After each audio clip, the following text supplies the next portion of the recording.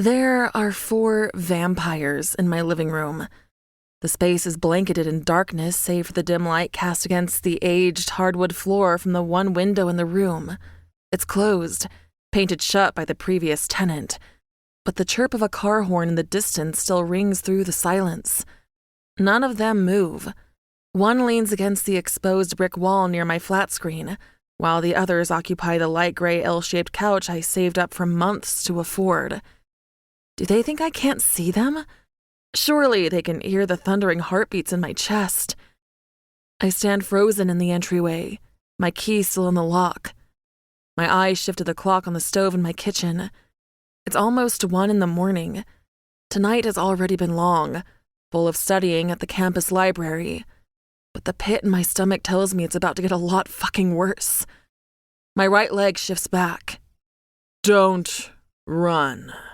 That smooth, deep, siren-like voice tries to trick my brain into keeping my feet anchored in place, but I know better.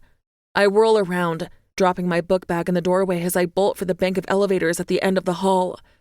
My heart slams against my chest in time with my white Doc Martens hitting the polished floor with each stride.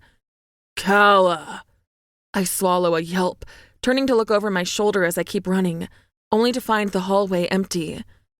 I slide to a halt and slam my fist against the elevator button, throwing myself inside the second it slides open. It's only once the door has shut that I let out a shaky breath. I inhale slowly, fighting the urge to scream until my throat is raw. This can't be happening. Not yet. Pressing the button for the lobby, I fall back against the wall, my eyes burning with exhaustion. Panic floods in when I realize what a terribly stupid move that was. They'll head straight for the lobby. I chew my lip for a second and press the button to the 6th floor. The elevator descends as the numbers count down. 10, 9, 8, 7, 6, and it slows to a stop. The soft ding makes me push off the wall and step out into the quiet hallway. I have no idea what the hell I'm doing. All I know is that I can't go back to the 15th floor and I can't go to the lobby. I'm trapped. Unless they likely took the stairs down to the lobby and are waiting for the elevator and my dumb ass. I walk toward the door to the stairwell.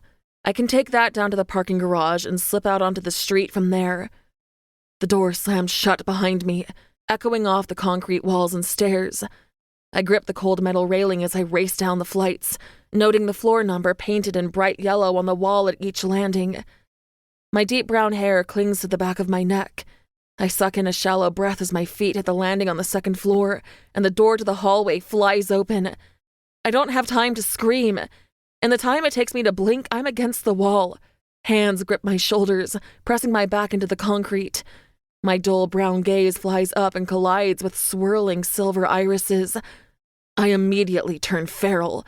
I fight against his grip, kicking and scratching at his chest with my chipped emerald fingernails. It doesn't faze him. And when I open my mouth to scream, he quickly clamps his hand over it before I can make a sound. He exhales slowly. Atlas told you not to run. His voice is low, tinged with amusement. He's enjoying this. It takes every ounce of strength I have to rip his hand away from my mouth. He returns that hand to my shoulder, tightening his hold on me. I don't give a shit. Let go of me, I say through my teeth, trying to escape his grip as my heavy breathing makes the world spin around me. He cocks his head, and his dark brown hair falls into his face. If I do that, you'll run again. The twitch of his lips has me thinking that's exactly what he wants. They love the chase. I'll scream, I warn, shoving against him again. I'm no match for his strength, though knowing that doesn't convince me to stop. If anything, it makes me fight harder. It's what has kept me motivated every single morning to wake at the crack of dawn and spend at least an hour at the gym, training regularly to build my strength for this exact moment. I've managed a bit of muscle on my sadly curve-free figure, but compared to these guys, I'm tiny. I was kidding myself that I'd stand a chance against a vampire, let alone 4. Years of training, and it was all for nothing. My stomach plummets at the thought. I'm not ready to admit it. You will.